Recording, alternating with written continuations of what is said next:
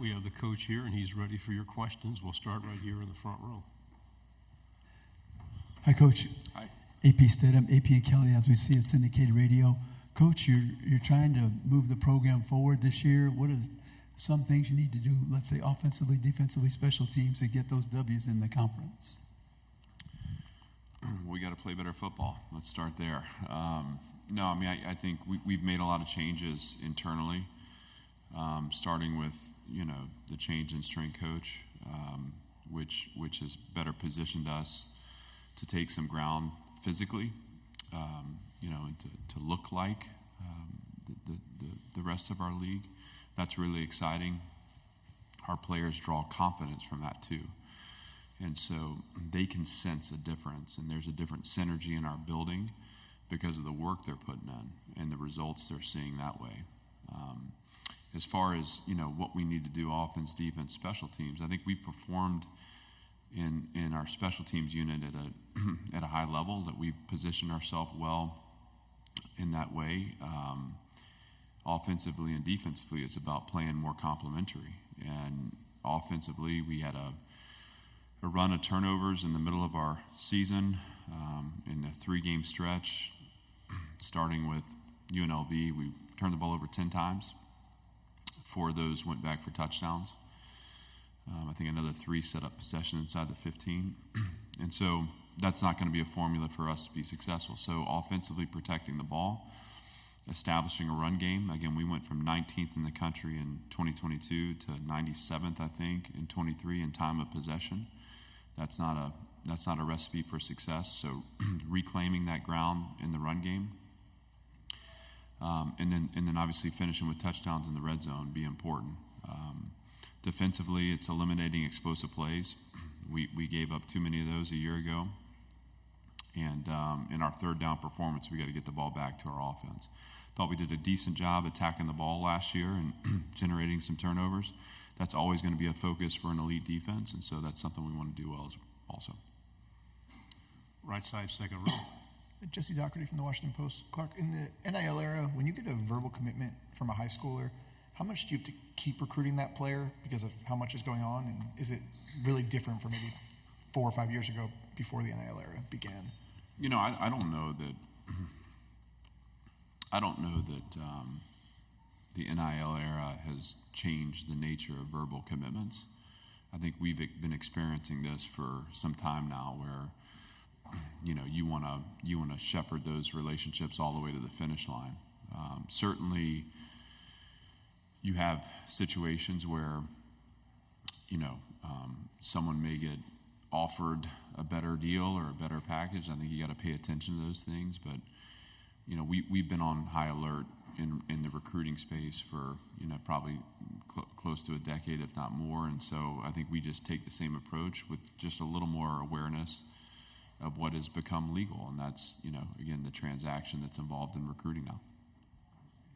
For your question, how worried are you at all, if at all, about how much of this video game your guys are about to be playing heading into the season?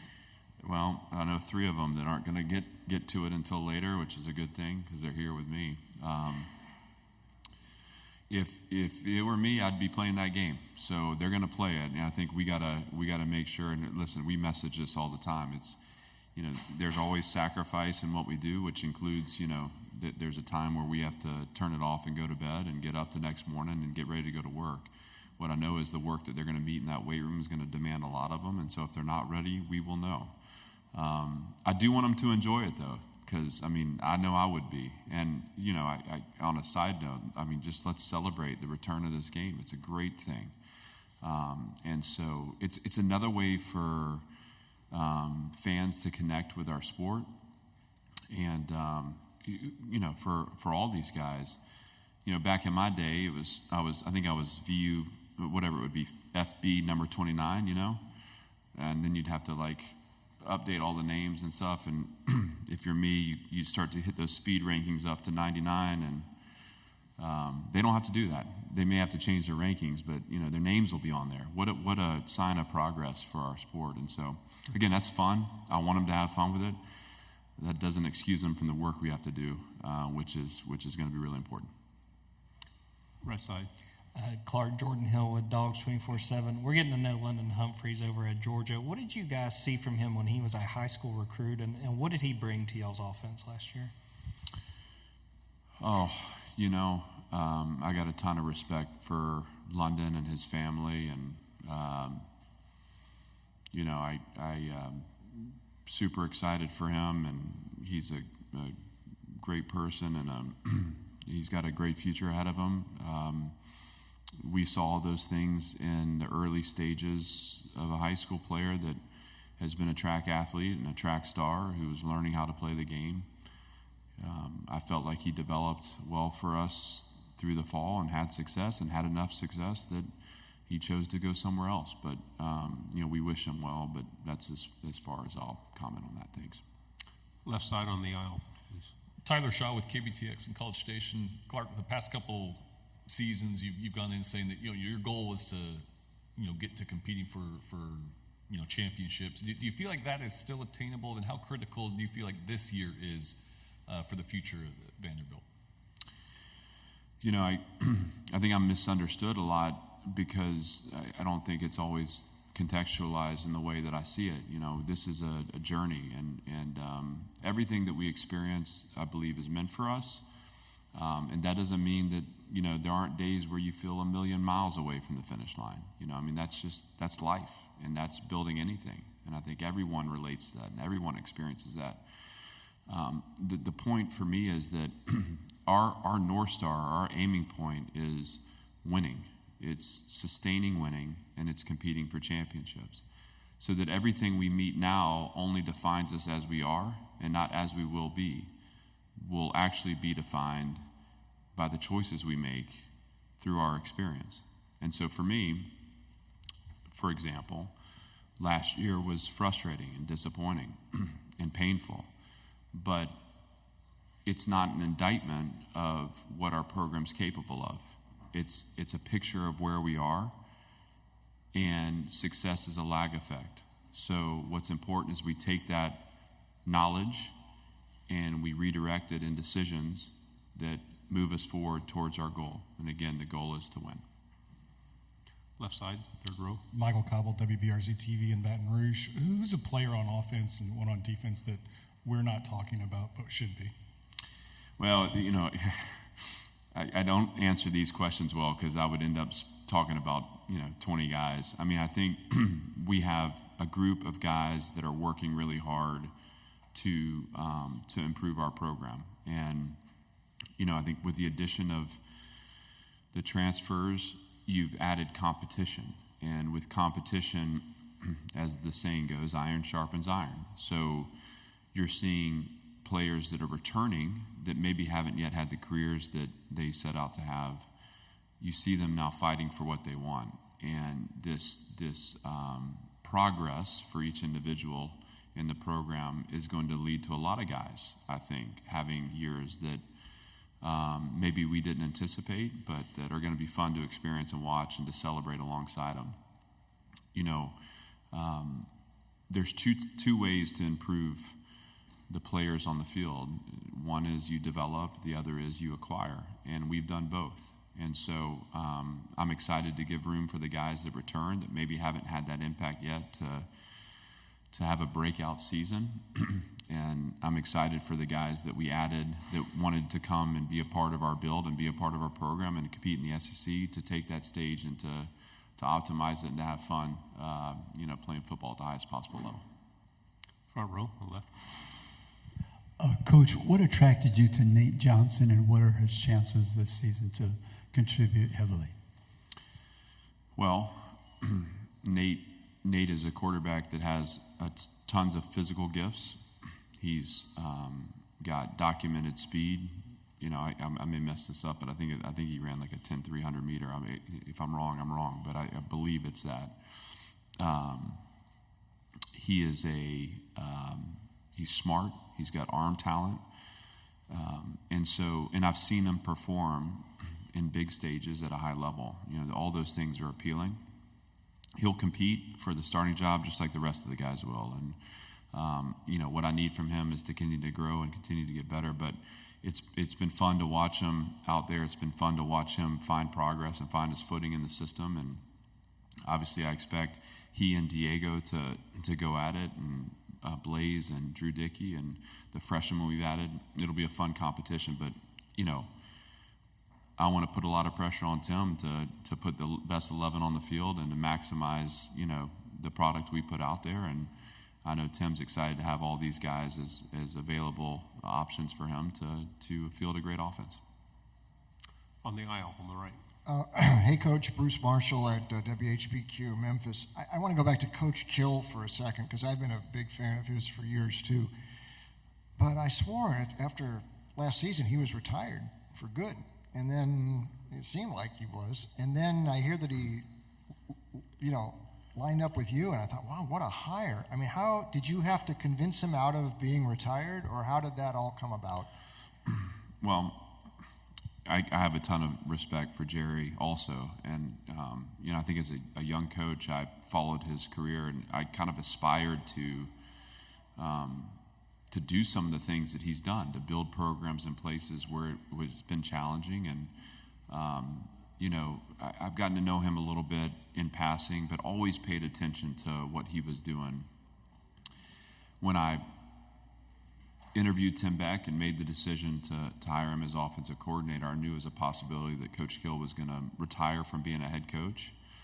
And obviously, like any competitor, and any good recruiter, I wanted to position myself to sell Nashville. And it just so happens he's got a granddaughter that lives nearby, which is a great in. And he's a good family man, and he wanted to be able to spend time around his granddaughter. And I think also Coach Kill and I connect in so many ways. Philosophically, in our approach, I like to give him a hard time because he's a little bit older than me, but there's just, I think, a mutual respect. And also, I come at him with the approach of, like, I need you to come help me. I need to lean on your experience, and I want you to, I believe in so much of what we're doing, but to have someone who has that level of success and experience, it builds confidence in all of us. And so he and I have formed a special relationship, and I feel privileged to have him as a part of our staff. I lean on him every day. He makes me better, and he makes us better. And, I'm excited to go at this thing with him. Any other questions? We have a couple minutes. Is the city of Nashville a strong recruiting tool for you? And then does it also present concerns that it offers so much when you have men that age? It is an excellent place to recruit to. It's a and again we're an exception in a lot of ways with respect to there's so many college towns, but we are one of the fastest growing cities in the world, and a place where you can train in the summer but also intern at a Fortune 500 company and not miss any days. So I think that's a great advantage. There's also in the NIL era so many resources that surround us that can support our efforts. As far as the distractions that exist, as we were talking earlier about the game, those distractions are everywhere. And so we recruit to the city in all the ways that will support a great experience. We don't recruit to Broadway. And I'm not interested in having guys down on the honky tonk. But I'll also say to you that, one of the great traps of becoming a pro is you get this influx of resources in a city with a lot of attention. And so we can learn now in Nashville how to build discipline around your process and how to not get distracted. And those lessons will carry over for our guys when they become pros. Two final questions on the aisle here and then over there. Just what have you seen from the progress of the stadium, and then how much you're looking forward to that being completed? What's kind of the overall atmosphere going to be like with a finally complete stadium to play? Yeah, I'm really glad to not have a scoreboard hanging by cranes. I can start there. I was saying earlier, my view got measurably better when they knocked down the south end, and it's getting measurably worse every day they make progress on that south end. you know, it's exciting because it's change, and we've been desperate for change at Vanderbilt. It's going to improve our game day environment, but it's only the first step. You know, this is not the solution to our progress and to building the program that we want to build. This is the first step, and an important one, and one that sends a signal. But you know, for me and for my position, we can't stop here or feel like it's enough. We got to keep pushing. And what does pushing look like? It means continuing to address facilities, so that we don't make any compromises at Vanderbilt football, that we have the best of the best in everything that our kids interact with. It means continuing to push for the resources we need to field the best possible team that we can field. Why? Because football is important at Vanderbilt, and we're here to win. And so I'll look forward to having the north end open this fall. That'll be really neat. I'll look forward to the south end opening for next season.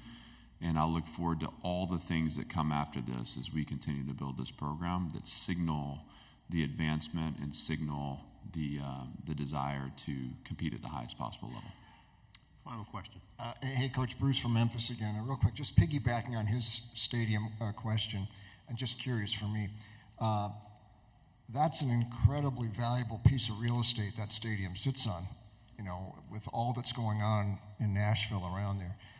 Was there ever any discussion about doing what Pittsburgh did, moving into Heinz Field like they did with the Steelers? You have an NFL stadium in town. There might be a dome coming pretty soon. Was that ever a thought for Vandy to go into the big stadium and move away from campus there? You know, I can't speak to those discussions in the past just because I wasn't around.